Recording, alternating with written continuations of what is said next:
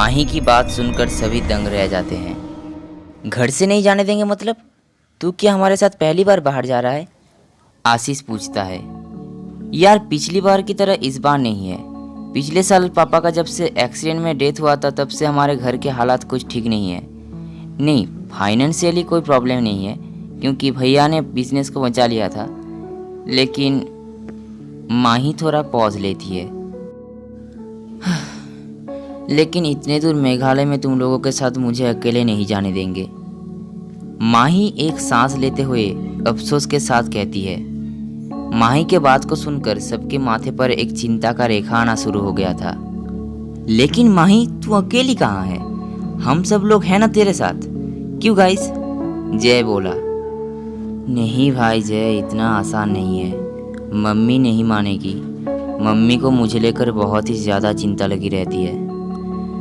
इस बार का ट्रिप मुझे छोड़कर ही तुम लोगों को करना होगा। माही अपना सर नीचे कर लेती है जिससे उसके आंखों के आंसू ना दिखाए। माही तू हमारे साथ जाना तो चाहता है ना? जय बोला। माही बिना सर उठाए हाँ में अपना सर हिलाती है। सभी इस बारे में सोच ही रहे थे। उस वक्त जय एक कांड करता है जिसके बारे में किसी को कोई एक्सपेक्टेशन ही नहीं था। जय माही के सर को अपने हाथों से उठाते हुए उसकी आंखों के आंसुओं को हाथ से पोंछते हुए कहता है, माही देख रो मत। हम किसी ना किसी तरह आंटी को मना ही लेंगे। मैं जय अग्रवाल ये तुझसे प्रॉमिस करता हूँ। क्यों आशीष, हम आंटी को मना लेंगे ना? जय की बात को सुनकर माही के मुंह पर फिर से मुस्कान आ जाती है। लेकिन आशीष इन सब के बातों को इग्नोर करके किसी बात को लेकर बहुत ही मन देकर सोच रहा था। जय की इस हरकत के लिए आशीष को छोड़कर बाकी सब बहुत ही ज़्यादा शॉक्ड थे। खुद जय को भी थोड़ी देर बाद ये रियलाइज़ होता है कि उसके बंदूक से भयानक गोली, मेरा मतलब बोली निकल चुका है। राहुल अपने मन ही मन जय को कोसते हुए कहता है, ये मजनू तो लैला के चक्कर में हमको फिर से मरवाएगा। मैं ऐसे ही इसको बरबोला नहीं कहता, बरबोला कहीं का। औकात तो कुछ नहीं है लेकिन चले आए बड़ी बड़ी बातें करने। रूम में बैठे सब इसी तरह से जय के बारे में सोच ही रहे थे, लेकिन अचानक से एक और कांड हुआ जिसके लिए भी सब बहुत ही ज़्यादा शॉक्ड थे। आशीष कहता है, माही तू एक काम कर, तू हमारे साथ पिकनिक की तैयारी करने के लिए लग जा और तू चिंता मत कर, इस बार का ट्रिप माही के बिना नहीं होगा। आशीष हंसते हुए कहता है।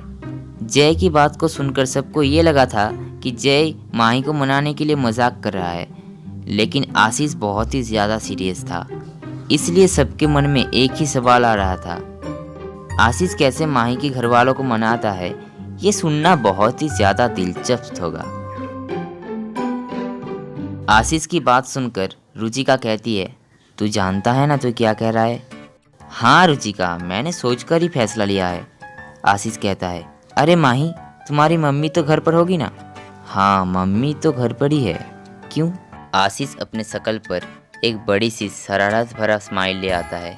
तो दोस्तों पिकनिक की सारी बात हो गई है। रुचिका उस बैग से एक परचूला निकाल कर सबको दे दो। इस परचूले में पिकनिक के इवेंट्स और बाकी हमारी कैंपिंग के लिए जो जो चीज़ों की ज़रूरत है सब लिखा है। तुम सब लोग घर पर बोलो और कल सवेरे पैसे लाने के बाद रुचिका को देना। चलो माही तुमको घर छोड़ कर आता हूँ और आंटी से भी मुझे कुछ ज़रूरी बातें करना है। आशीष की बात ने माही को सरप्राइज़ कर दिया था। रुचिका बैग से कागज़ का एक तारा निकलकर सबको दे देती है और खुद भी एक लेता है। इसके बाद सब एक दूसरे को बाय और अलविदा कहते हुए अपनी घर की तरह रवाना होता है। नहीं बेटा, कहा ना तू कहीं मेघालय टेघालय नहीं जाएगी। माही के घर पर माही की माँ अनुजा कहती है, लेकिन मेरे सारे दोस्त तो जा रहे हैं माँ, सिर्फ मैं ही क्यों उनके साथ नहीं जा सकती? माही गुस्से से कहती है, सब में और तुझ में फ़र्क है माही, सबकी तरह तेरी पापा नहीं है। इतना कहते ही अनुजा के गले में उसकी बात रुक जाती है। अनुजा अपने आप को संभालते हुए कहती है, तेरा बड़ा भाई तो हर वक्त काम को लेकर बहुत बिजी रहता है। अगर मैं वहाँ पर तुझको भेज भी दूँ और वहाँ पर तुझको कुछ हो जाए तो मैं अपने आप को क्या जवाब दूंगी बेटा? तेरे पापा जब से गुजरे हैं तब से घर का सब खुशी चला गया है। तुम दोनों के सिवा मेरा है ही कौन? अनुजा के बात को सुनकर माही बहुत ही ज़्यादा अपसेट फील करने लगती है। एक तो माँ उसे दोस्तों के साथ बाहर जाने नहीं देना चाहती और दूसरी तरफ पापा का याद, ये दोनों ही चीज़ें उसको अंदर ही अंदर खाई जा रही थी। आशीष सामने आकर अनुजा के आंखों पर आंखें डालते हुए कहता है, आंटी जी आप तो बेकार में इतना चिंता कर रही है, हम तो सिर्फ पिकनिक जा रहे हैं, बस 1 हफ्ते की ही तो बात है।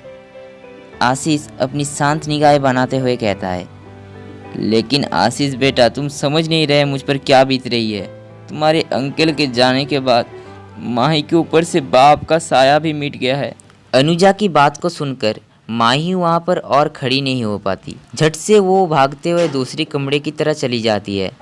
आशीष माही को रुकने के लिए बोलता भी है, मगर माही कुछ ही पलों में वहाँ से चली गई थी। माही को देखकर अनुजा के मन में भी दुख हो रहा था, लेकिन वो क्या करे, वो भी तो एक माँ थी ना। अनुजा मन को तसल्ली देते हुए कहती है, जाने दो उसको आशीष बेटा। आशीष वहाँ का हाल देख के बहुत ही नर्वस फील कर रहा था। उसने ऐसा सिचुएशन होने का एक्सपेक्ट नहीं किया था। आशीष अनुजा के दोनों हाथों को अपने हाथों में ज़ोर से पकड़ते हुए कहता है, आंटी जी देखिए, माही भी तो हमारी दोस्त है, हम लोग उसे छोड़कर कैसे ट्रिप पर जा सकते हैं।